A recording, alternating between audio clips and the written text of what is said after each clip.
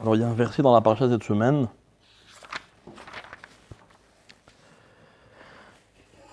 qui pourrait passer inaperçu. Heureusement qu'on est là. La Torah nous raconte que Rivka, comme d'ailleurs toutes les Imaot, Rivka était stérile. D'accord ? La Torah dit comme ça, Vayetar Yitzhak Lachem, les Nochachishto. Yitzhak a prié à Hachem à propos de sa femme, qui akara i, car elle était stérile. Alors Vayeter lo Hachem, Hachem donc l'a exaucé, Vatahar Rivka Ishto, et sa femme Rivka a enfanté. Comment ? L'eau. Donc c'est quoi l'histoire de ce pasouk ? Rivka n'avait pas d'enfant, Rivka et Yitzhak n'avaient pas d'enfant, ils ont prié, ils ont eu un enfant. Qu'est-ce qu'on apprend de là ? Quand on n'a pas quelque chose, qu'est-ce qu'on fait ? Il faut prier. Si on prie, on a la chose. Apparemment on est exaucé. D'accord ? Voilà, si je suis venu vous dire que ça va y être déplacement. Le problème, c'est que vous rigolez. C'est-à-dire qu'en fait, vous dites, bon, il est mignon, mais... Non, on n'est pas exaucé automatiquement. Dans ce cas-là, elle a été exaucée. On est exaucé, mais on ne sait pas c'est pas la bonne réponse. Hein ? On est exaucé, mais on ne sait pas c'est pas la bonne réponse. Bref. Vous dites, d'accord, mais... C'est-à-dire qu'en fait, c'est facile à dire, mais on voit pas ça de façon aussi évidente dans la vie au quotidien. Pourtant, c'est ce qui est marqué. Si la Torah me raconte cette histoire, c'est pour me dire quoi ? Que la seule chose qui manquait pour que Hachem exauce, pour que Yitzhak ait un enfant, c'est quoi ? C'est qu'il prie. Dans ce cas-là. Voilà. Maintenant, ça veut peut-être dire que dans tous les cas de la vie, quand il manque quelque chose, c'est peut-être parce qu'il manque quoi ? La prière. Ok ? Bien. Alors donc, on va voir un petit peu ce que c'est la prière. Et en fait, on se rend compte que tous les Avot et les Imaot ont eu du mal à avoir des enfants. Ils ont dû prier. Et en fait, de façon plus générale, la Torah, elle nous raconte à propos d'Abraham qu'un jour, Abraham a prié. Et qu'en priant, il nous a enseigné la prière de... Abraham nous a appris la prière de Shacharit. D'accord ? Qui nous a appris la prière de Mincha ? Yitzhak, facile dans l'ordre. Et Yaakov, il a fait la prière de Harvit. Ok ? Donc pourquoi on fait Shacharit ? Parce que... Pourquoi on fait Shacharit ? Hein ? Pour le sacrifice ou pour Abraham ? Khazak, tu me fais kiffer là. C'est exactement la question que je voulais poser. Alors, l'histoire c'est comme ça. Il y a marqué dans la Gemara de Brachot, page 26. La Gemara, elle rapporte une marloquette. Elle dit comme ça, Itmar, il a été enseigné. Rabbi et aussi Bar Rabbi Hanina, Amar Tfilat Avot Tiknum. La tfila a été instituée par les Avot. Rabbi Yoshua ben Levi Amar Tfilot Keneged Timidin Tiknum. Non, la prière, en fait, elle a été instituée, on va dire, en souvenir des corbanotes, ou à la place par rapport aux corbanotes. Quel korbanot ? Le korban tamid. C'est quoi le korban tamid ? Celui qu'on faisait tous les jours. Dans le Beth Amikdash et même dans le Mishkan, tous les jours, et tous les matins et tous les après-midi, on apportait ce qu'on appelle un korban tamid. Ça veut dire quoi tamid ? Tamid, ça veut dire permanent. Il n'y avait aucune exception à la règle. Tous les jours de l'année, on amenait le korban tamid. En fonction des circonstances, on rajoutait encore un korban, mais le korban tamid, il était indéfectible. Ok ? Jusqu'à quand ? La date. 9 Av, 17 Tammuz. Le jour du 17 Tammuz, il s'est trouvé qu'on n'avait plus de quoi amener le korban tamid. D'accord? Et là, c'est quoi l'événement? L'événement, c'est que le korban ne sera plus jamais tamid. Parce que qui dit tamid dit permanent. D'accord? Une permanence, on peut la reprendre, mais ça ne s'appelle plus permanence. Permanence, le sens même du mot permanence, c'est que ça ne s'arrête jamais. Or, malheureusement, le korban tamid a été interrompu. Ok? Qu'est-ce qu'on a fait à la place du korban tamid? On a décidé, les Haramim ont décidé qu'il fallait prier. Donc, la tfila de Shacharit, c'est par rapport au korban tamid du matin. La tfila de Mincha, c'est par rapport au korban tamid de l'après-midi. Et les Haramim ont institué la prière de Harvit par rapport à d'autres choses. Donc, on a une marloquette dans la Gemara. Ouais. Comme je l'ai dit tout à l'heure. Il y a une marloquette dans la Gemara. Ok? D'où vient la prière? Est-ce qu'elle vient des Havot ou est-ce qu'elle vient des Korbanot? Qui a raison? Hein? Les deux. Si les deux ont raison, pourquoi c'est une marloquette? Or, c'est vrai que chaque fois qu'il y a une marloquette, qu'est-ce qu'on dit dans la Gemara? On dit Zou vezou divrei Elokim chaim. Les deux ont raison. Pourquoi on dit ça? Hein? Ah ben on n'a qu'à les entretenir alors les marloquettes. Pourquoi il faut qu'on dise que les deux ont raison? Personne n'a tort. Si ça avait été dit comme ça, d'accord. Mais c'est pas ça qu'on dit. Oui, non, chacun ce qu'il dit, c'est les paroles de Dieu, genre personnifiées. C'est pas un peu de la démagogie, quoi, genre, c'est pas un peu on veut bien avec tout le monde. Comment on appelle ça là, en langage moderne? L'ardoute. Tout le monde il est beau, tout le monde il est gentil, j'aime tout le monde. Vous connaissez ces slogans? Hein? Ok, je vais vous expliquer.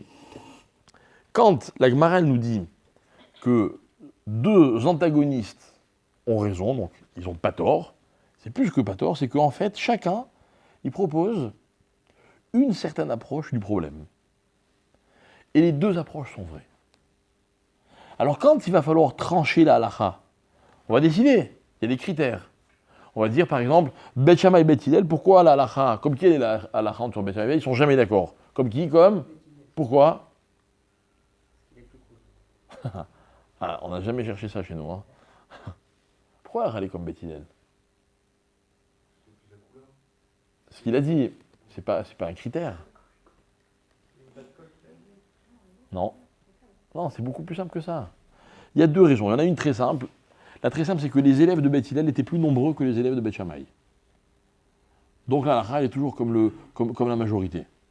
Et la Gemara, la Mishnah, elle rapporte qu'un jour, il y a eu une discussion et il y avait plus d'élèves de Bet Shammai et Bet Hillel. Ils ont fait passer plein de halachot. 18 halachot ce jour-là. Ils en ont profité.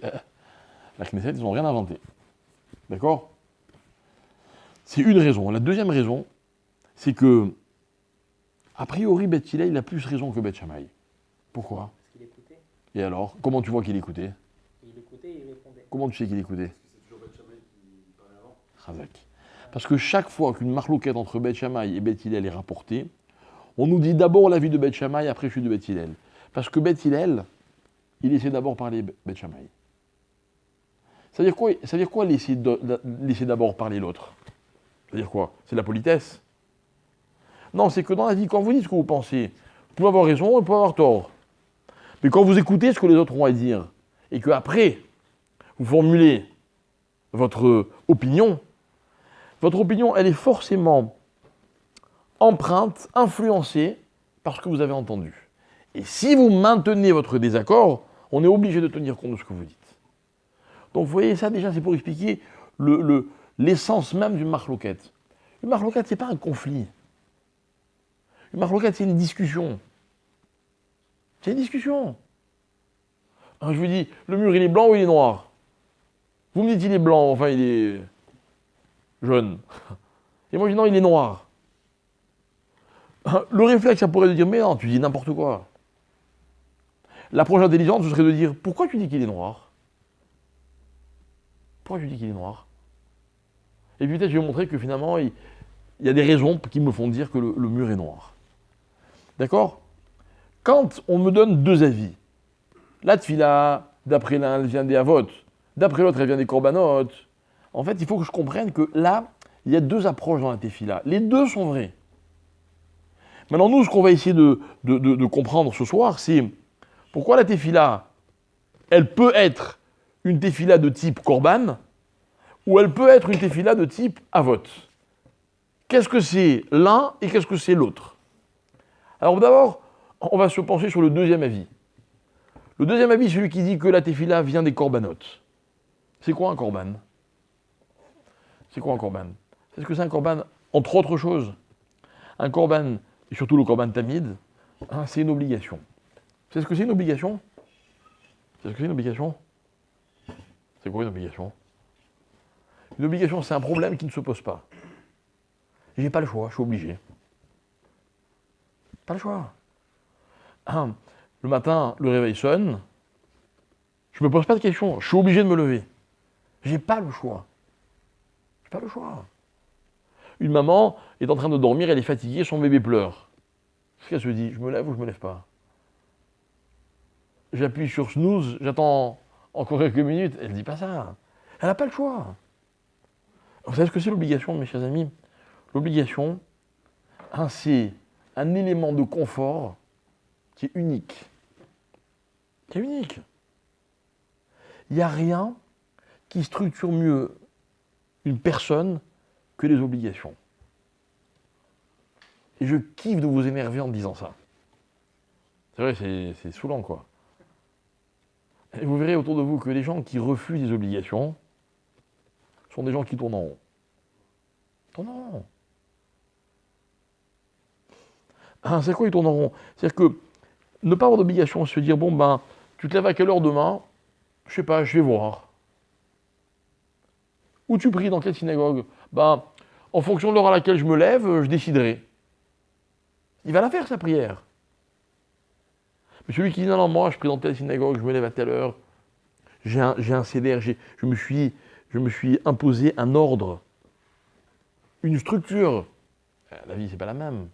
C'est pas la même. Vous savez, je connais plein de gens qui ne veulent pas se marier, parce que c'est plein d'obligations. Et je connais plein de gens qui tournent en rond parce qu'ils ne veulent pas d'obligations. Pas forcément les mêmes.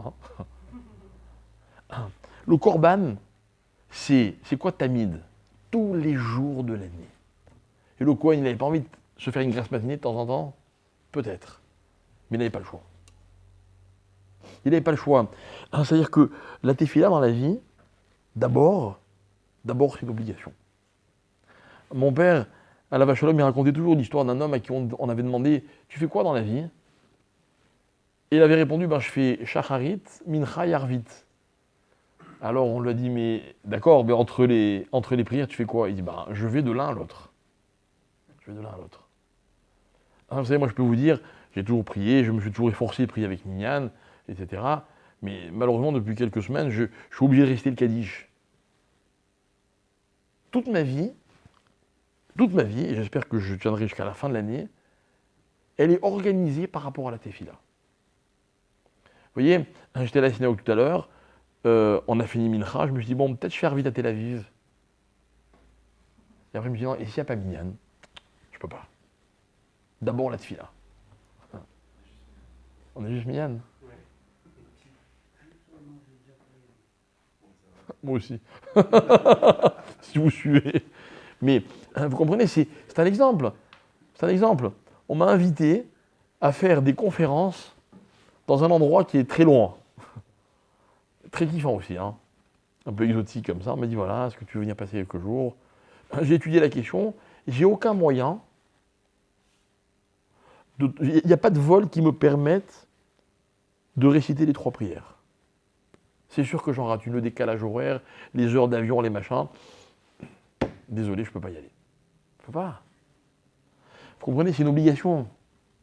Je ne me pose même pas la question, je ne me dis même pas, dommage, hein. Peut-être que... Non, il n'y a pas de peut-être. Donc déjà, je veux que vous compreniez qu'avant tout le reste, j'aurais pu finir par ça, vous voyez, puisque ce que je vais vous dire sur la tefila, c'est peut-être un peu plus encourageant que cela. Mais d'abord, dans la vie, il y a des obligations. Un juif qui fait Shabbat, C'est un juif qui ne dit pas, tiens, je fais quoi Shabbat? Je fais ou je fais pas? Non, c'est Shabbat. Ah bah écoutez, voilà, on vous a trouvé vous cherchez un emploi, ben on vous propose un entretien d'embauche pour un poste rêvé, samedi à 14 heures. Je peux pas. Et je me dis pas, j'aurais bien... Non, non, il n'y a pas j'aurais bien voulu. Je peux pas, c'est impossible. C'est impossible. Quand vous avez pleuré la nuit, votre maman, elle s'est levée. Et si elle n'avait pas accepté d'avoir des obligations, vous ne seriez pas là ce soir avec nous. Et toute la vie, c'est comme ça. Un jour, j'étais en voiture en ville, vous voyez, j'arrive à un carrefour, feu rouge. Il n'y a pas un chat à la ronde. Il n'y a pas un chat. C'est quoi la question qu'on se pose? Ça va, peut-être que...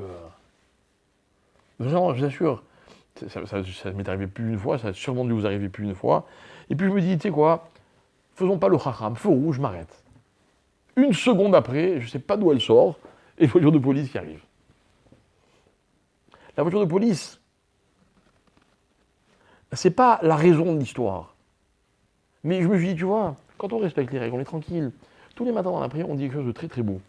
Juste après le schéma du matin, on dit, dans ce qu'on appelle la bracha qui est après le Kriyat Shema, on dit une phrase. Je la lis tous les jours avec beaucoup de plaisir et des fois, malheureusement, avec un peu de regret. Il y a marqué dans la tefila comme ça, Emet, Ashrei ish she ishma le mitzvotecha. Heureux l'homme qui écoute tes mitzvot. Vetoratecha udvarecha yasim alibo. Et qui met sur son cœur ta Torah et tes paroles. D'accord? Je me rappelle, il y a quelques années, il y a un homme qui était très connu, qui s'est fait arrêter par la police, alors qu'il était assis dans un avion, ok, et ça a eu un retentissement mondial, tout le monde en a parlé. Cet homme, tout le monde disait qu'il avait toutes les chances d'être président de la République, ok, et en une seconde, il a tout perdu. Tout perdu. Vous savez à quoi j'ai pensé ce jour-là? À cette phrase. Je me suis dit, tu vois, ainsi, il avait respecté ce que la Torah, elle dit. Il n'aurait pas eu de problème. Ashrei. Parce que dans la vie, quand on se fixe des règles et qu'on les respecte, on reste dans un cadre. Et ce cadre-là, outre le fait qu'il soit réconfortant, il conditionne toute notre vie. Il conditionne toute notre vie.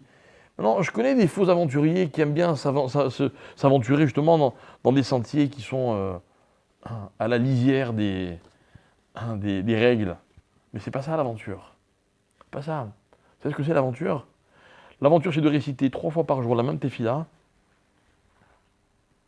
et de découvrir que c'est jamais tout à fait la même. Ça, c'est une aventure. L'aventure, c'est de rentrer tous les soirs chez soi à la maison et de retrouver la même épouse et les mêmes enfants et de le vivre avec intensité, de palpiter dans soi-disant cette régularité, dans les règles de la vie. Voilà ce que c'est un korban. Donc ça, déjà, c'est un premier aspect de la tefila. Il y en a un deuxième. C'est que dans le même ordre d'idées, c'est-à-dire que là, j'ai parlé d'obligation, maintenant je parle d'autre chose. Je vais dire que la tefila, elle fait partie de la nature de l'homme. C'est naturel de prier. Nos maîtres disent, tout le monde prie. Même celui qui croit en rien. Aujourd'hui, il y a une dame qui m'a dit, Aniloma amina ba Elokim shelcha. Malheureusement, elle n'a pas dit Elokim. Et j'avais envie de la reprendre parce que j'ai eu de la peine. J'avais envie de lui dire, mais il n'est pas à moi, hein. C'est aussi le tien. C'est aussi le tien. Mais je suis sûr que même quelqu'un qui dit cette chose-là, déjà, elle a ramené Hachem dans une conversation alors qu'on aurait pu ne pas en parler du tout. D'accord? Mais c'est-à-dire que quelque part, l'homme, la personne, quels que soient les choix qu'elle a fait dans sa vie, ou l'éducation qu'elle a reçue, elle a une nature qui la pousse à prier. Rappelez-vous l'exemple que je donne toujours. Quelqu'un qui veut prendre le bus pour aller à son travail. Ok? Et puis il sait très bien que tous les jours en bas de chez lui, il y a un bus qui passe à 7h48 et le prochain, il est à 8h02. Et que s'il rate 8h48, il arrive en retard au travail pour différentes raisons. D'accord? Il est 47 et 50 secondes. Il est en approche de l'arrêt de bus et il voit le bus qui va d'un moment à l'autre démarrer et quitter l'arrêt. Qu'est-ce qu'il fait? Il court. Il court. Et en courant, qu'est-ce qu'il fait? Il se pose la question, est-ce que ça sert qu'il court ou pas? Non, il vient de décider de courir, t'as dit. Il espère. Il espère. Et quand on espère, alors on prie. Prier, c'est pas prendre un livre de prière seulement et réciter une prière. Prier, c'est espérer. Prier, c'est se dire, pourvu que. Ça veut dire que je crois en quelque chose qui va faire que. Ah, mais si le bus, il est à l'arrêt, qu'il n'y a plus de passagers, il va démarrer. Non, on espère que peut-être qu'à ce moment-là, il va y avoir dans la circulation quelque chose qui va l'empêcher. Je ne sais pas, n'importe quoi.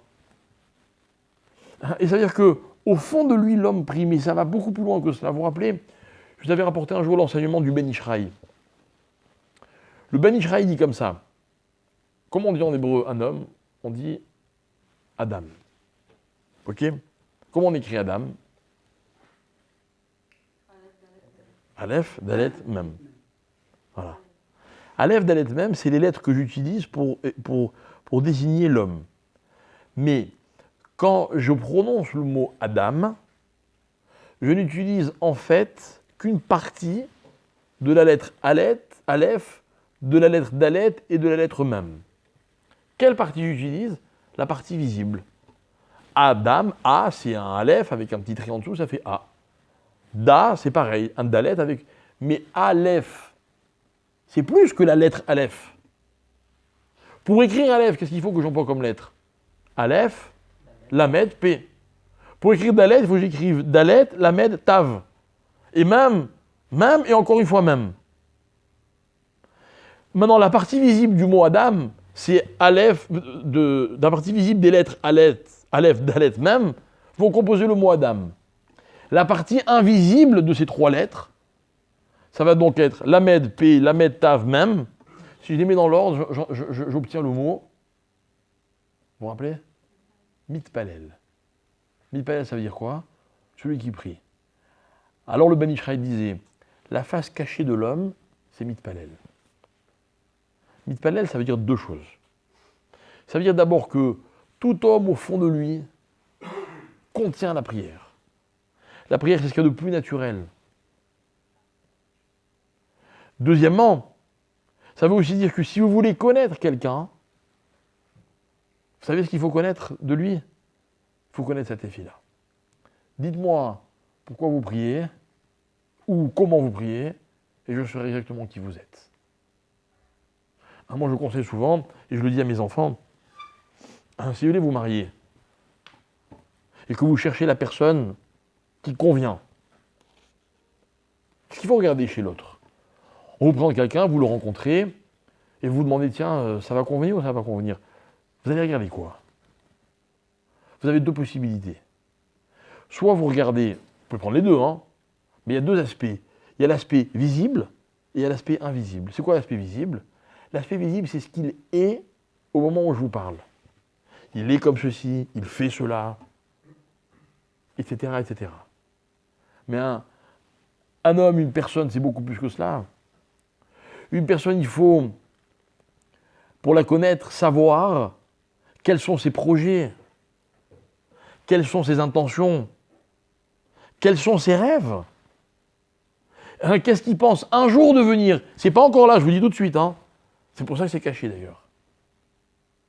Mais, vous savez, des fois, il y a des gens qui se marient, ils ont 20 ans, 25 ans. On est quoi à cet âge-là?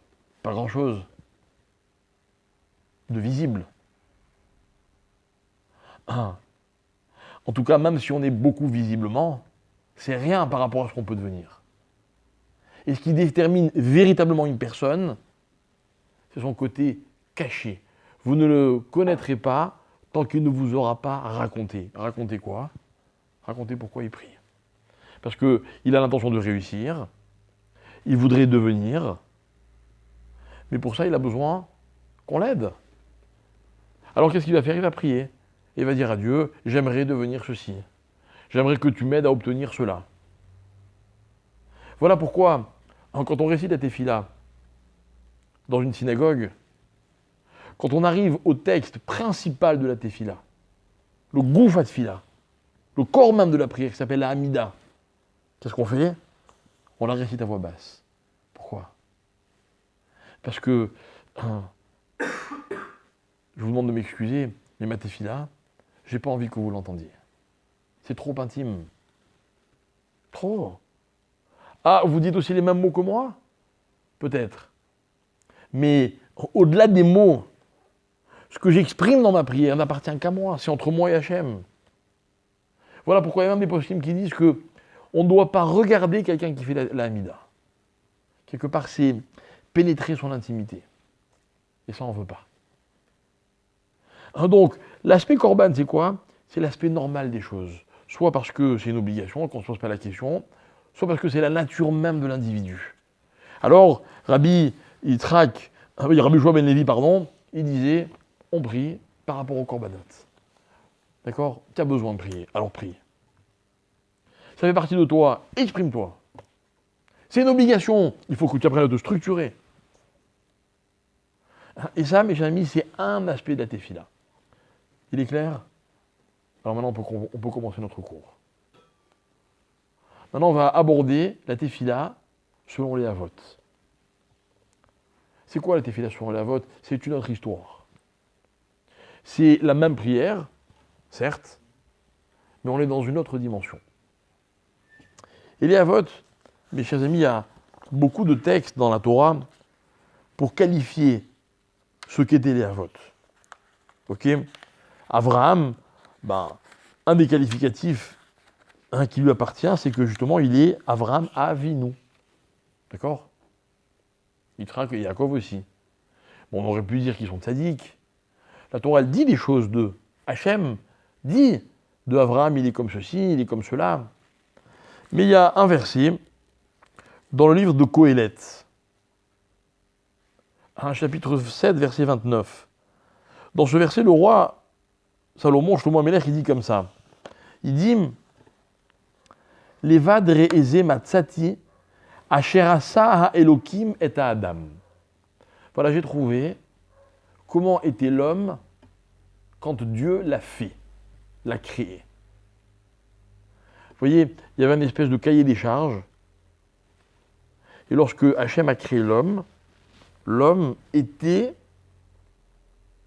exactement ce que Dieu avait prévu qu'il soit. Et c'est quoi le mot? Écoutez bien. Asher asa ha'elokim et ha'adam yachar. Yachar. À l'origine, l'homme, il est yachar. Mais, ve'ema bikshu cheshbonot rabim. Mais les hommes ont demandé cheshbonot rabim. C'est quoi cheshbonot? Des comptes. Il n'y a pas un autre mot pour traduire cheshbonot, très proche de celui que tu viens de dire. Ou alors? Non. Des calculs. Des comptes, des calculs, c'est pareil. Mais dans le mot calcul, il y a quoi? Dans le mot calcul, il y a une notion d'intérêt. L'homme est un calculateur. L'homme est un calculateur. Ok? Dans le mot cheshbonot, il y a le mot chashuv. C'est quoi chashuv? Chashuv, c'est-à-dire ce qui est important pour moi. Vous savez, moi, dans la vie, je fais un tas de choses. Ok? Et quand je fais ce que je fais, il faut que vous sachiez que j'aurais pu faire autre chose. Mais j'ai calculé et j'ai décidé qu'il va me faire telle chose. C'est plus chashuv. Alors il y en a pour qui chashuv, c'est-à-dire que ça va leur rapporter quelque chose.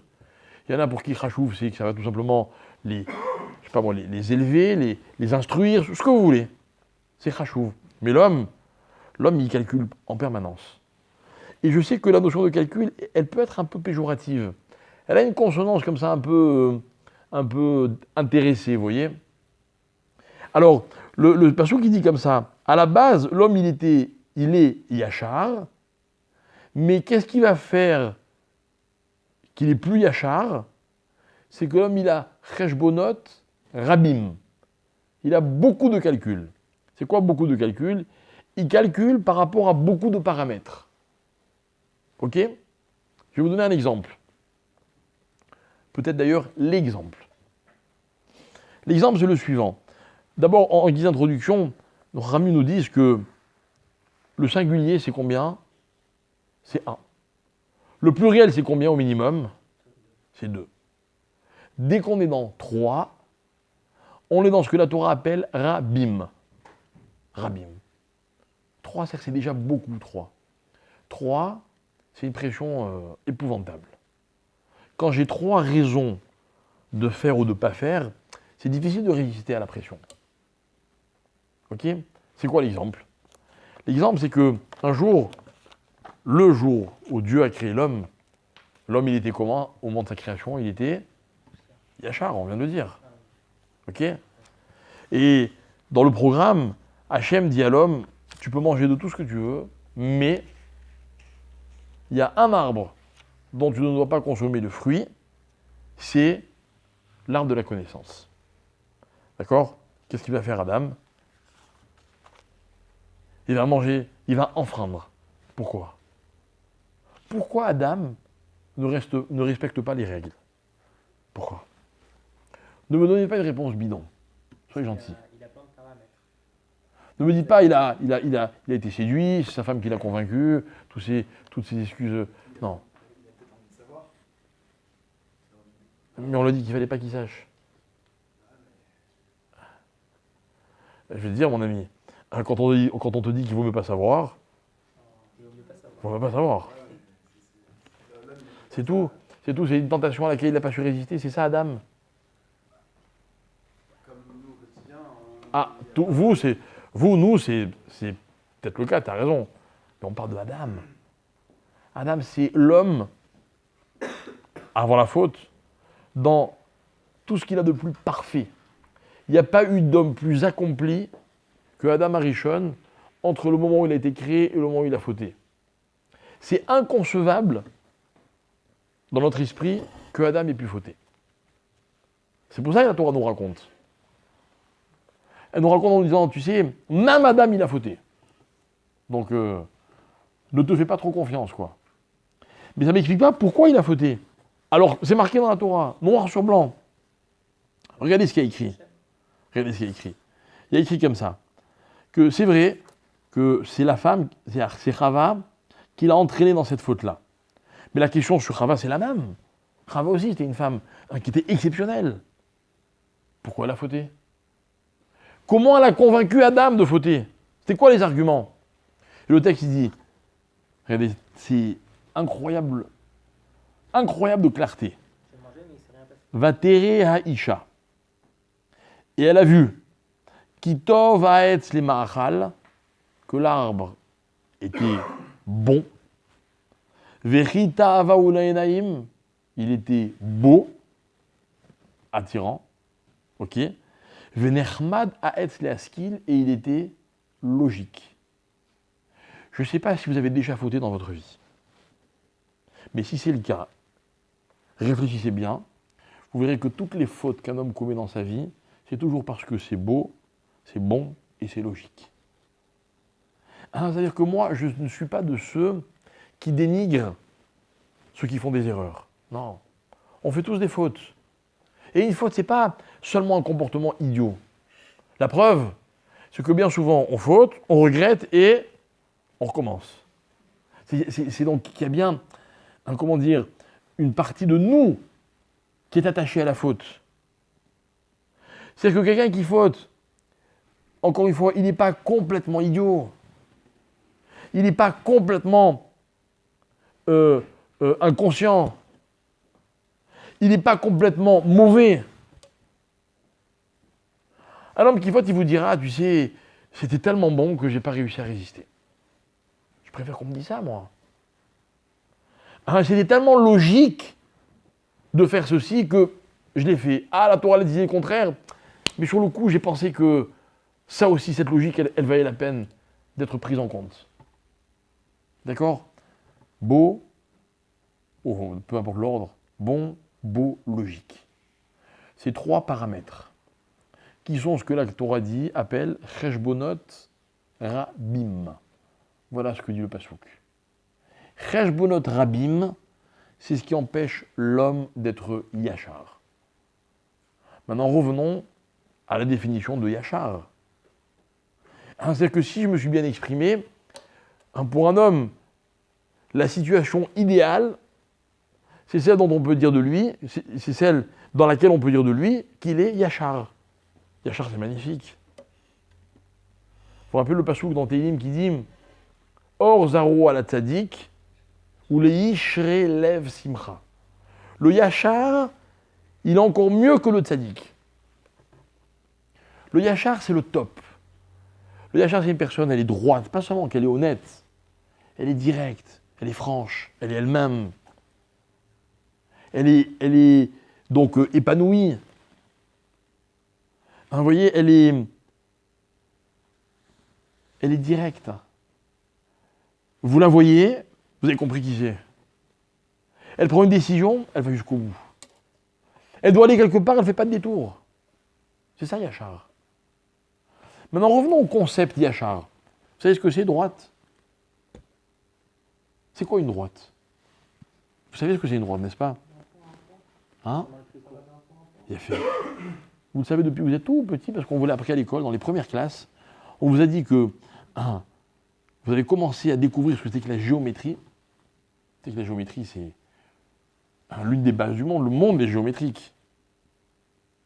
Et la première chose qu'on vous a appris en géométrie, c'est que quand il y a 2 points, le chemin le plus court pour aller d'un point à l'autre s'appelle la droite.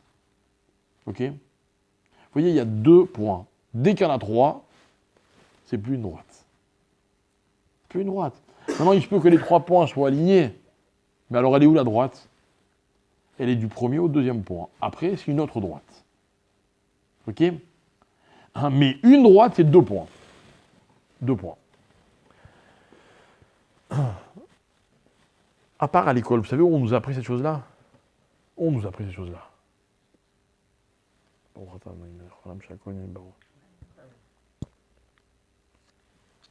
Dans la Torah.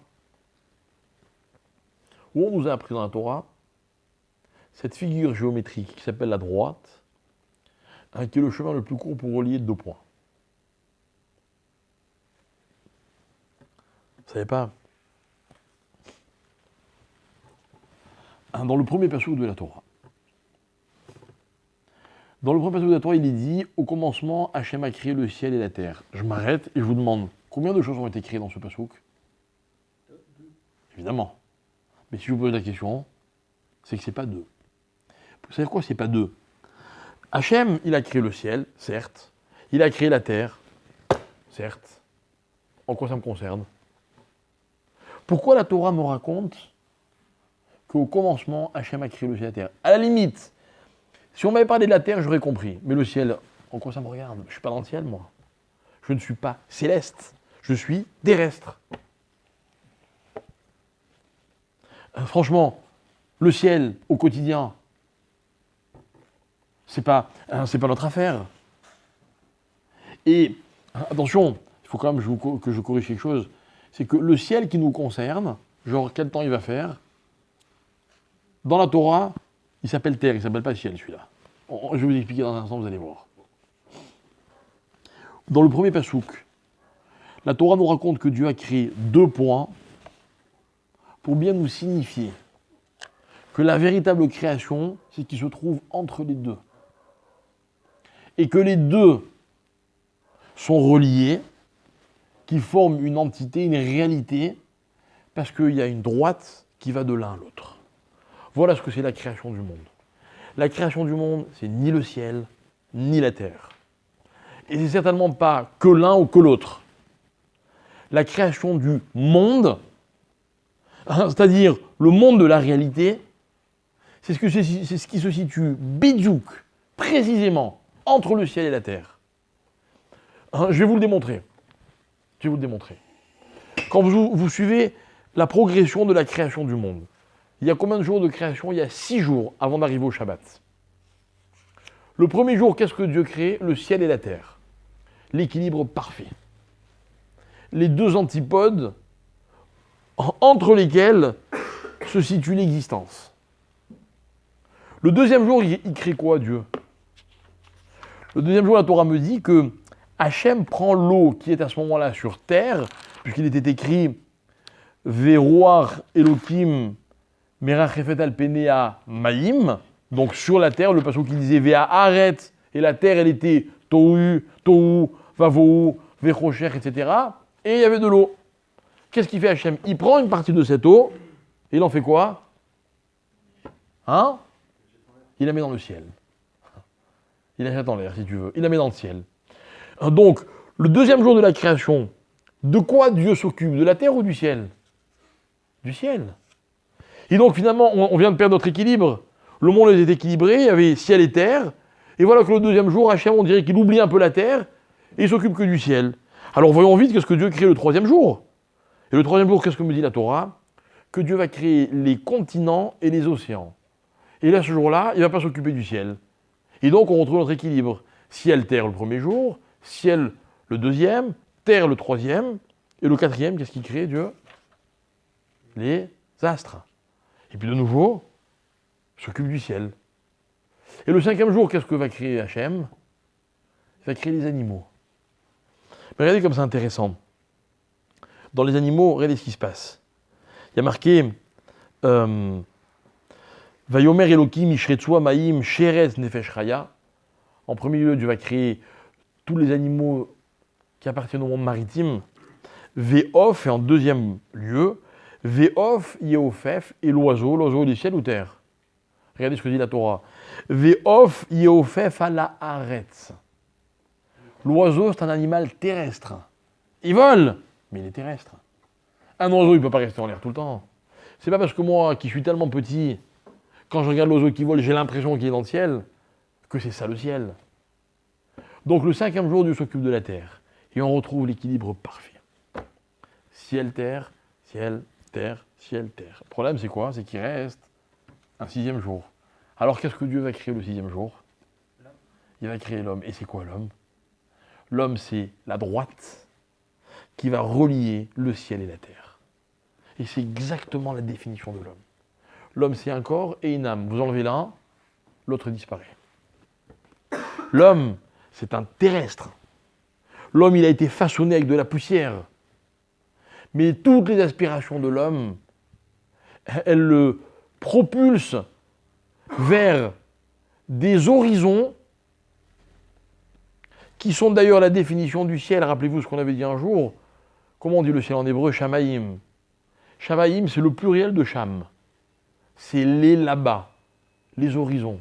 C'est un homme, quand il aura fini de découvrir la terre, il voudra découvrir quoi? Le ciel. L'homme, c'est cette création unique, extraordinaire, qui est en mesure de relier les deux points, qui sont les points de la création, qui s'appellent le ciel et la terre. Voilà toute l'histoire de l'homme. Et qu'est-ce que c'est qu'un homme Yachar?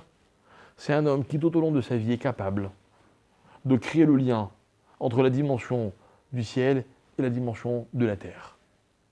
Et si vous ne me croyez pas, j'ai une preuve. J'ai une preuve. La Torah, souvent, elle promet des récompenses. Et elle dit, si vous faites ceci, je vous donnerai cela. Et si vous analysez et vous étudiez toutes les récompenses que la Torah promet, vous remarquerez que dans toutes les récompenses, on est toujours dans une dimension terrestre. La Torah dit, tu auras la bracha, tu auras la terre d'Israël, tu gagneras les guerres, tu ceci. On n'est que dans la terre. On oublie le ciel. Vous n'aurez pas préféré, vous, enfin, je ne sais pas si, comme moi, vous êtes un passionné de spiritualité, je suis sûr que c'est le cas, que la Torah nous promette des choses plus spirituelles. Il est marqué nulle part que celui qui fait les mitzvot dans la Torah, il aura le Gan Eden, le Olam Haba. Non. On nous parle de la récompense sur cette terre. Et on nous dit, tu auras une descendance, et ils auront ceci. On est toujours dans des dimensions terrestres. Pourquoi? Parce que l'homme, il a besoin. L'homme, il a besoin de la bracha. L'homme, il a besoin de posséder des choses. Il a besoin de manger. Mais pourquoi tout ça? Pour élever cette dimension à une dimension spirituelle. Voilà, mes chers amis, quelle est la mission de l'homme sur Terre. Alors maintenant, je formule ma question. L'homme, vous, êtes-vous Yachar? Êtes-vous cette droite qui mène par le chemin le plus court, le plus direct, entre les deux points initiaux de la création? À l'origine, oui. Le problème, c'est qu'en cours de route, vous allez faire plein de cheshbonot. Vous allez avoir des calculs. Vous allez vous substituer à Dieu en disant peut-être que c'est plus logique comme ceci ou comme cela. Dites-moi, si la Torah elle me dit que je dois étudier jour et nuit, c'est pas plus logique d'aller travailler pour pouvoir nourrir sa famille? Hein? C'est une question de logique, n'est-ce pas? Pas compris? Je sais pas ce que vous venez de dire. Non, si la Torah dit d'étudier toute la journée, alors on va étudier toute la journée. C'est pas le cas. Ah bon? On parie? Je ne sais pas de Rabbi Nachman, je te parle de la Torah. Non. Il dit qu'il faut étudier, il faut travailler 8 heures, il faut étudier 8 heures, et il faut dormir et se mettre pendant 8 heures. Le jour où tu dors pendant 8 heures, je t'autorise à travailler pendant 8 heures. D'accord? Il t'a dit à toi, Rabbi Nachman? Rabbi Nachman, il ne dit pas qu'il faut. Et même quand il dit qu'il faut, parce que la Mishnah, la référence c'est de la Mishnah dans la voie dans laquelle il est écrit que l'homme il doit avoir du derech eret. C'est quoi le derech eret? C'est pas seulement la politesse. Le derech eret c'est de faire fonctionner le monde. De faire fonctionner le monde. Mais c'est une autorisation parce que bien avant Rabbi Nachman, il y a un passage qui dit Ve'agita bo yomam, valaïla. Et tu étudieras jour et nuit. Et là, il m'a raconte qu'un jour un élève est allé voir son Rav, il a dit Rav, je peux faire des études? Il a dit oui, il n'y a pas de problème. Dès que tu trouves un moment qui n'est ni jour, ni nuit. Il a dit, mais il n'y en a pas. Il dit, ben non, t'as ta réponse. Maintenant, après qu'on autorise ceci ou cela, mais vous comprenez que ce que je dis, c'est pas logique. C'est pas logique. Et on a substitué la logique de l'homme par rapport à l'ordre d'Hachem. Et moi, je vais vous dire quelque chose. Mais je t'ai pas obligé à faire quoi que ce soit. Tu choisis. Celui qui ne veut pas faire Shabbat, il a libre arbitre aussi. Pourtant, la Torah a dit qu'il fallait faire Shabbat. Ne pas manger cachère, c'est aussi une décision personnelle. Mais la Torah t'a dit ce qu'il fallait faire. Mais ça veut dire qu'encore une fois, j'explique. Ni je juge, ni je condamne, ni je n'émets un avis personnel. J'explique que, oui, ça nous vient de Chava et de Adam. Qu'est-ce qu'ils ont dit? Nehmad, les Askil. C'est-à-dire que l'homme, il ne peut pas s'empêcher de comprendre. Et qui dit comprendre, dit que finalement, les choses répondent à une logique que moi, je maîtrise. Et dès que je ne maîtrise pas, ben quoi? C'est plus logique. Je ne maîtrise pas. Moi, si on me dit, mais vous savez, il vaut mieux travailler, c'est beaucoup plus logique. Vous savez ce que je réponds? Je dis, c'est ta logique. La Torah, elle en a une autre. Tu la maîtrises pas? Ok, c'est pas grave. C'est pas grave de ne pas maîtriser, de ne pas tout savoir. Mais il faut juste admettre que la Torah, elle a aussi son fonctionnement. Et que pour comprendre son fonctionnement, il suffit de l'étudier. Il faut l'étudier. Ça veut dire que j'accepte la question de « j'ai pas compris », mais je n'accepte pas l'argument de « je suis pas d'accord ». Parce que seul quelqu'un qui aurait compris toute la Torah pourrait me dire « je suis d'accord » ou « je suis pas d'accord ». Exactement comme Beth Hillel. Maintenant, si quelqu'un est comme Beth Shammai, et que d'abord il dit ce qu'il pense, la halakha ne peut pas être comme lui, vous voyez. Je referme ma parenthèse. C'est ça dans la vie qui empêche l'homme d'être le yachar de la Torah. Vous voyez? Ne pas être yachar, c'est pas être un voleur. C'est être un calculateur. C'est ce que c'est un calcul? Le calcul, c'est ce que vos parents n'ont pas fait quand ils vous ont tout donné. Ils n'ont pas fait de calcul. S'ils avaient calculé, vous seriez beaucoup moins que ce que vous êtes. Si vos parents avaient dit, bon, il faut dormir 8 heures, j'ai dormi 6 heures, dans 2 heures je me réveille pour aller lui donner à manger, il se serait passé quoi? Mais ils n'ont pas calculé. Ils ont été yachar, c'est-à-dire qu'ils sont partis d'un point pour arriver à un autre point. Et puis il n'y a pas de déviation, vous voyez? Alors, écoutez bien. Ce que je vais expliquer jusqu'à présent, c'est que c'est les règles du monde, vous voyez, Shamaïm et Retz, et la droite qui va de l'un à l'autre. Maintenant, écoutez bien. Les Chachamim vont nous expliquer dans le Midrash que lorsque Shlomo Améler dit Asher Asa, comment c'est marqué Asher Asa Haelokim et Adam Yachar, le Midrash dit ceux qui sont restés Yachar, tout au long de leur vie, c'est les Avot. Avraham, il est resté Yachar, Yitzhak Yachar et Yaakov Yachar. Pourtant, on a là trois personnages qui sont fondamentalement différents l'un de l'autre. Alors on va essayer d'expliquer, de comprendre. On va essayer de comprendre à travers ce qu'ils nous ont laissé comme message et où se trouve le Yachar de Avraham. C'est-à-dire qu'Avraham, vous vous rappelez son histoire, il cherche Dieu. Il est sur terre et il cherche la droite, le chemin le plus court qui va l'amener vers Dieu.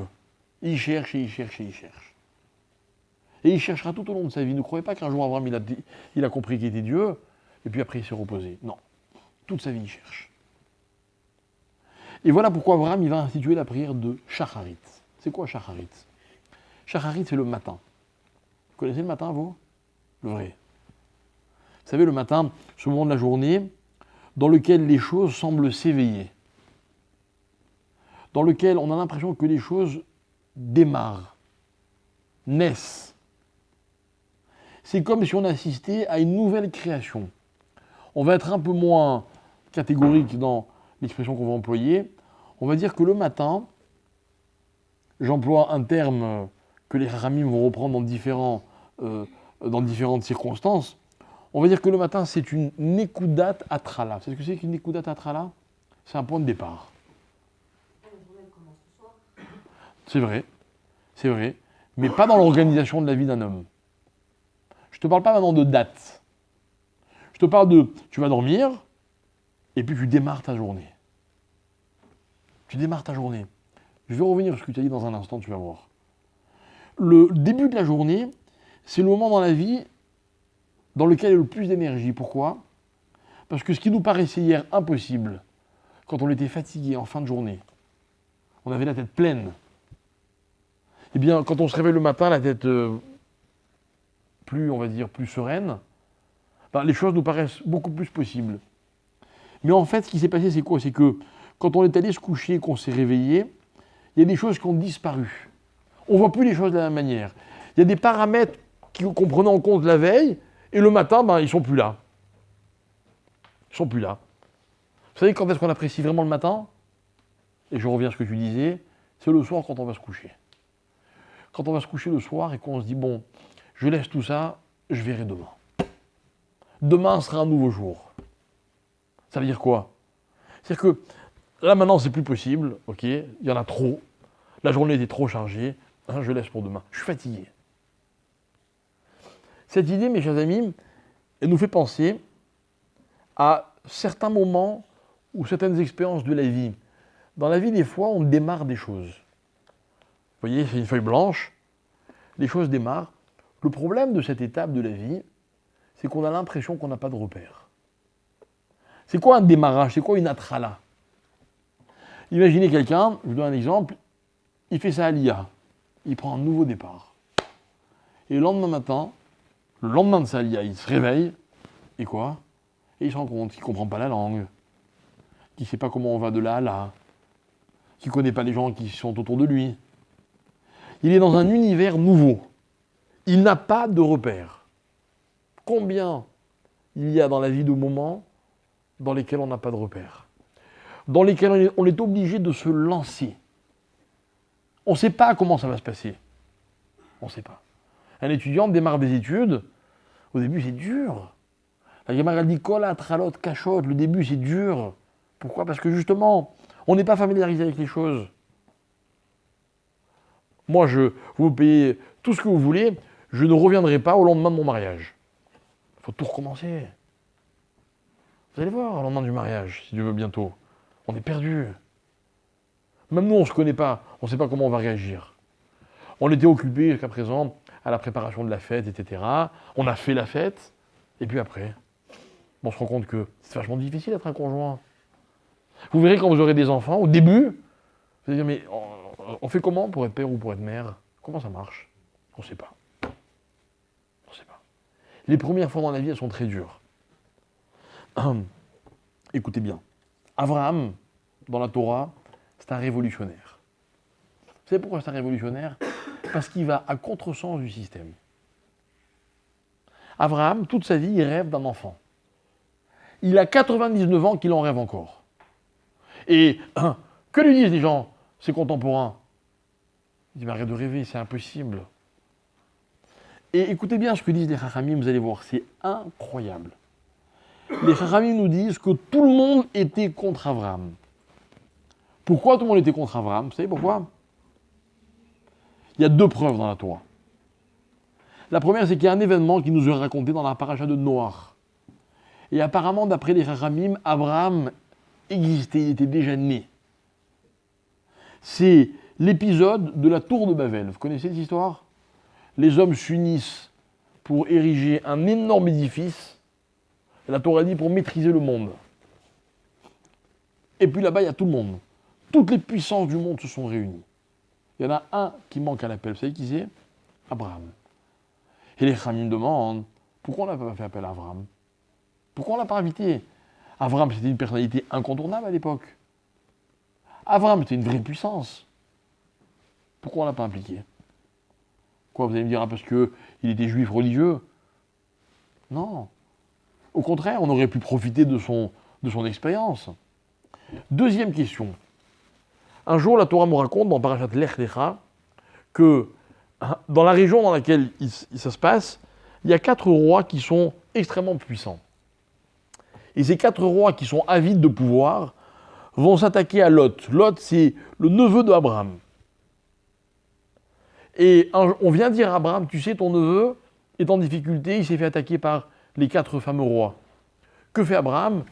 Il réunit un commando, ils se battent, et ils gagnent la guerre. Et ils sont vainqueurs de ces 4 rois qui étaient pourtant 4 rois puissants. Et la question, c'est la suivante. Pourquoi ces hommes ont attaqué Lot? C'était quoi de vaincre Lot? C'était qui Lot? C'était rien. Et puis en plus, ils savaient très bien qu'en attaquant Lot, ils avaient des risques qu'Abraham vienne venger Lot. Vous savez ce qu'ils auraient dû faire? À leur place, moi, j'aurais attaqué Abraham. J'aurais monté une bonne stratégie. J'aurais neutralisé Abraham et j'aurais été le roi du monde. Et les Chachamim me demandent pourquoi c'est pas Abraham qu'ils ont attaqué. Vous voyez la réponse, elle est terrible.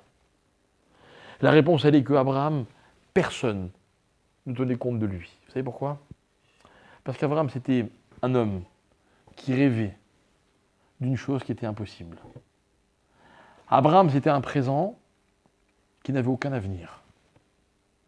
Abraham, c'était l'homme qui ne serait jamais le père qu'il rêve d'être. Incroyable. Les gens disent Abraham, dans quelques années, c'est un problème qui est résolu. Personne ne prenait au sérieux Abraham. Abraham, il disait, j'espère avoir un enfant avec Sarah. Les gens disaient, mais il est complètement fou, ce Abraham. Et d'ailleurs, vous savez quoi? Vous n'avez pas tort. Naturellement, Abraham ne pouvait pas avoir d'enfant. Alors un jour, que fait Hachem? Il interpelle Abraham. On en a déjà parlé plusieurs fois dans nos cours de ce texte-là. Et toujours dans la paracha de Lech Lecha, Abraham, Dieu vient voir Abraham, et la Torah, elle dit Vayotse oto achutza. Je ne sais pas si vous vous rappelez. Hachem invite Abraham à sortir à l'extérieur. À l'extérieur de quoi? Ah, apparemment, il était à l'intérieur. Ça aussi, c'est un détail qui est tellement important. Pourquoi on me le raconte? Et que dit Hachem à Abraham lorsqu'ils sont dehors? Qu'est-ce qu'il leur dit? Qu'est-ce qu'il lui dit, vous vous rappelez? Regarde le ciel. Est-ce que tu arrives à compter les étoiles? Et Abraham lui dit non. Alors Hachem lui dit, voilà comment sera ta descendance. Qu'est-ce qu'il lui répond à Abraham? Il lui dit, Hachem, tu sais bien que c'est impossible. Les étoiles, je les ai déjà consultées. Et j'ai vu dans les étoiles qu'il n'y aurait pas de descendance qui viendrait de moi et de Sarah. Qu'est-ce qu'il lui répond Hachem? Hachem lui dit, mais t'as pas compris que En Mazal les Israël, qu'il n'y a pas de prédétermination pour Israël. Rien. Rien n'est figé pour Israël. Mais ça, les hommes ont beaucoup de mal à le comprendre. Alors que dit Hachem à Abraham? Il lui dit, sors. Sors de quoi? Sors de ton système. Dans ton système, c'est pas possible. Peut-être que certains vivent dans un système dans lequel, si on ne travaille pas, on n'aura rien à manger. Peut-être. Vous voulez comprendre autre chose? D'accord, mais il faut sortir du système. Sortir du système, ça veut dire quoi? C'est-à-dire que dans la vie, j'ai acquis des repères. Je fonctionne par rapport à tous ces acquis. La vraie question, c'est est-ce que je suis capable de m'extraire de tout ce système qui est fondé sur des repères pour aborder les problèmes de façon différente. Le jour où Abraham a été capable de sortir de son système, alors Hachem lui a dit, tu vois, tu vas l'avoir ce garçon. Et un an après, Sarah l'a accouché. Voilà l'histoire d'Abraham. Abraham, c'est l'homme du matin. Le révolutionnaire, c'est celui qui fait de sa vie sans arrêt des nikoudot à Atrala. Il y a on reprend tout à zéro. Rien n'est acquis, rien n'est définitif, rien n'est figé. Ça marche pas, pas grave, on repart à zéro. On va faire autre chose. Moi j'adore les Israéliens, parce que c'est fou le nombre d'Israéliens qui à n'importe quel âge entreprennent des études. C'est vrai, c'est colossal. En France, on n'était pas habitué à ça. Ils se recyclent sans arrêt. Ils changent de métier en cours de vie. C'est fabuleux. Il n'y a pas plus juif que ça. Il n'y a pas plus juif que de se lancer dans une aventure dans laquelle je fais table rase de tout ce qui existe et je repars à zéro. D'ailleurs, j'ai même envie de dire que c'est comme ça qu'on reste jeune dans la vie, vous voyez. On reste jeune quand on ne fonctionne pas selon des mécanismes qui sont déjà établis, installés. Non. Tout le contraire. Voilà qui c'est Abraham. Abraham, c'est celui qui récite la prière de Shacharit. Parce que quand dans la vie, il n'y a aucun repère, nous on sait qu'il y a toujours vers qui se tourner. Voilà ce que c'est la prière de Shacharit. Le matin, ma journée commence, je n'ai aucune idée de ce qui va se passer. J'ai même pas encore eu le premier coup de fil de la journée, vous voyez. Je ne sais pas encore si ça va être la banque ou ce que vous voulez. Je me tourne vers Hachem. Je dis Hachem, quoi qu'il arrive, je te fais confiance. D'abord, je me tourne vers toi. Voilà ce que c'est le matin. Première tefila de la journée. Et puis arrive Yitzhak. Yitzhak, il fait la prière de l'après-midi. C'est ce que c'est l'après-midi? L'après-midi, surtout en hiver, c'est ce moment de la journée dans lequel on est pris par le rythme des choses qui se passent. On est happé par un enchaînement. On a beaucoup de mal à s'en extirper. À dire, attendez, j'arrête tout, je vais faire mincha. C'est ce que c'est arrêter tout. Arrêter tout, ça veut dire encore une fois, c'est-à-dire que j'avais acquis des certitudes, je fonctionnais selon un mode, j'arrête tout. Mais là, c'est pas parce que tout d'un coup le jour s'est levé, c'est parce que moi, je décide de m'arrêter dans mon élan. Extraordinaire. La prière de Mincha, mes chers amis, c'est la plus difficile de la journée. C'est celle qu'on rate le plus facilement. C'est celle où si vous ne vous dites pas depuis le début de l'après-midi, attention, j'ai Mincha, vous avez toutes les chances de le louper. Oui, on l'oublie Mincha des fois. Mince, ça fait déjà nuit. Regardez, les gens, ils courent toujours pour la Mincha. C'est incroyable. Et puis en plus, Mincha nous gêne, il faut dire la vérité. Entre deux rendez-vous, ok, je vais un peu en retard, je vais... ou alors vous basez, vous zappez. Parce que quoi? Parce que Allah dit continue, et puis il n'est pas question d'interrompre le cours des choses. Mais le juif, il interrompt le cours des choses. Le juif, c'est celui qui sait s'arrêter quand il n'y a aucune raison de s'arrêter. C'est celui qui se dit, si ça a commencé, et pour que ça continue, il ne faut pas que j'oublie d'en parler à Dieu. Mais on aurait pu argumenter en lui disant, mais tu vois bien que ça fonctionne, c'est bon, laisse-toi aller, poursuis. Et il dit, non, je m'arrête. Voilà qui c'est Yitzhak. Yitzhak, il a une autre façon de refuser le système. Il l'interrompt. Et il se tourne vers Hachem. Et enfin, il y a la troisième tefila, celle que va instituer Yaakov. Yaakov va prier le soir. Le soir, c'est quand il fait nuit, vous savez. Vous savez ce qui se passe quand il fait nuit? On ne voit plus rien. Il y a 5 minutes, je voyais, et tout d'un coup, je ne vois plus rien. Je ne sais pas si vous avez déjà retrouvé en pleine campagne ou montagne, à la tombée de la nuit. C'est terriblement angoissant. Terriblement angoissant. Un jour, j'étais avec ma femme près de comment ça s'appelle, Méron. Vous savez, des forêts, il y a plein de forêts là-bas. On est allé se balader en fin de journée. On a marché. Et sur la route du retour, tout d'un coup, il faisait nuit noire. Et puis, vraiment de façon très soudaine, il y a un troupeau de sangliers qui est sorti de je sais pas où, d'accord? Je ne peux même pas vous dire s'ils ont foncé sur nous, on voyait rien. On a eu très peur, hein. On voyait rien, on était perdus. On connaissait le chemin, parce qu'on savait très bien qu'il fallait aller tout droit. Puis vous voyez, en forçant, on voyait un peu. Mais on était perdus à cause de l'obscurité. L'obscurité, c'est un état dans lequel tout disparaît. À Shacharit, les choses naissent. Il n'y a rien, et puis on va découvrir. Mais à Arvit, c'est beaucoup plus angoissant. Il y avait, et il n'y a plus. Vous savez, c'est ces moments de la vie dans lesquels des choses ou des êtres disparaissent. Et là, vous réalisez que tant de choses dépendaient de cela, et puis c'est plus là. Et il va falloir faire face. Il va falloir se débrouiller tout seul, tâtonner dans le noir. Regardez la vie de Yaakov, elle est incroyable. Yaakov, c'est un homme qui, depuis sa naissance, il aurait voulu être le Béchor. Il n'est pas sorti du ventre de sa mère que déjà il s'accroche au droit d'aînesse. Et puis un jour, il y a une opportunité fabuleuse qui s'offre à lui, et il achète son droit d'aînesse. Et puis un jour, on va le lui reprendre. Alors il se bat, Yaakov. Il ne se laisse pas faire, parce qu'il est encore jeune, il n'y a pas de raison qu'il se décourage. Et voilà que, à cause de ça, il est obligé de fuir. Il se retrouve tout seul, peut-être un peu perdu. Et là, il rencontre une jeune fille, magnifique. Et la Torah dit, il en tombe amoureux. Coup de foudre, vaillé et avéa, tout de suite.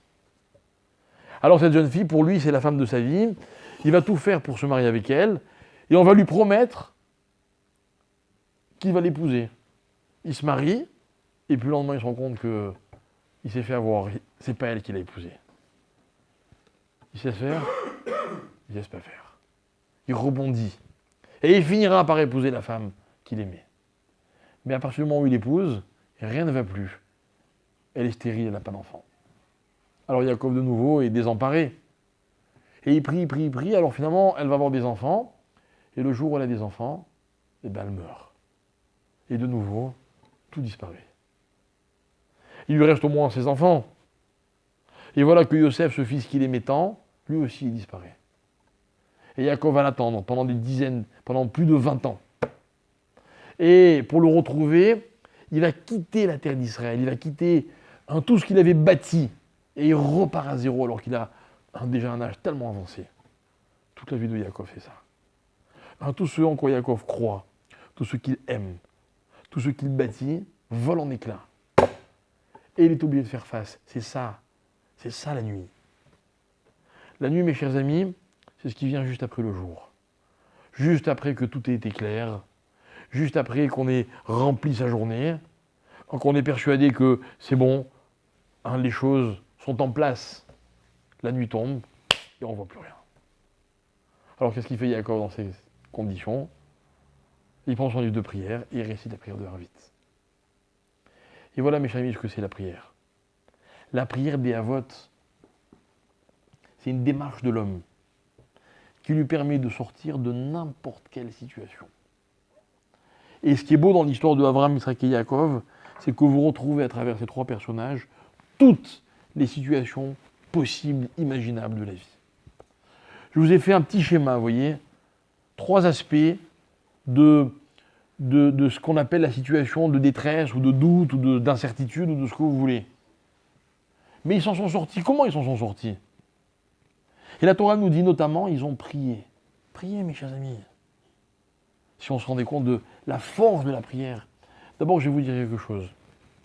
Tout à l'heure, je vous ai dit, Yitzhak a prié, parce que sa femme était stérile, donc il a eu un enfant. Vous m'avez dit, oui, mais on n'est pas toujours exaucé, ou je ne sais pas. Je ne sais pas. Qu'est-ce que ça change? Vous savez, on ne prie pas forcément pour être exaucé. On prie parce qu'on est convaincu que c'est le meilleur recours. Et je vais vous dire quelque chose. Même si la prière, vous avez l'impression que des fois elle reste sans réponse, mais elle vous aura tellement apporté que déjà elle valait la peine. Mais je vous assure que ce n'est pas que cela. Dans la prière aussi, il y a plusieurs effets. Le premier, c'est que, qu'est-ce que c'est bon de prier? Vous vous rappelez, on l'a dit tout à l'heure par rapport au korbanot, c'est bon les obligations. Ça me structure, hein, ça me guide, hein, ça m'empêche de me dissiper. Pareil pour la prière, c'est bon de prier. Quand je prie, vous savez ce que je fais? J'ai les pieds sur terre et je regarde vers le ciel. Et tout d'un coup, je suis une droite qui relie l'un et l'autre. Et qu'est-ce que je demande à Hachem, disons-le franchement? Je demande à Hachem de faire descendre des choses du ciel vers la terre. Donne-moi la parnassa, donne-moi la santé, donne-moi ceci, donne-moi cela. Ce sont des considérations qui auraient pu paraître très terre à terre. Oui, elles sont terre, mais pas à terre. Elles sont terre à ciel. Vous voyez, je les élève grâce à la tefila. Je m'élève grâce à la tefila. Et puis, la deuxième chose, c'est que finalement, j'exprime dans ma prière que j'ai confiance en Hachem. Moi, je vais vous dire franchement, j'ai pas toujours les solutions. Pas toujours les solutions. Hein, vous savez, je vous fais part d'une petite expérience personnelle. Hein, vous savez, quand on a un père, et quand on l'a plus, vous savez ce qui change? Un père, il n'a pas la solution à tous nos problèmes. Mais quand il est là, on a l'impression que les problèmes n'existent pas. Et un jour, on se rend compte que les problèmes, ils existent. Hein, et c'est ça, je crois que l'un des aspects de la prière, c'est celui-là. C'est de se dire que je ne sais pas si je vais être exaucé. Je ne sais pas, comme vous avez dit tout à l'heure, à juste titre, s'il va me donner exactement ce que je lui demande.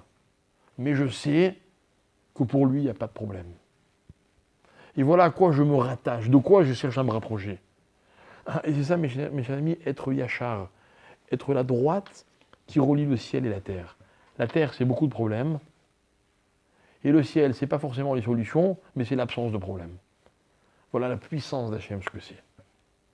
Alors oui, la prière est une expérience magnifique. Parce que j'ai beau répéter les mêmes mots,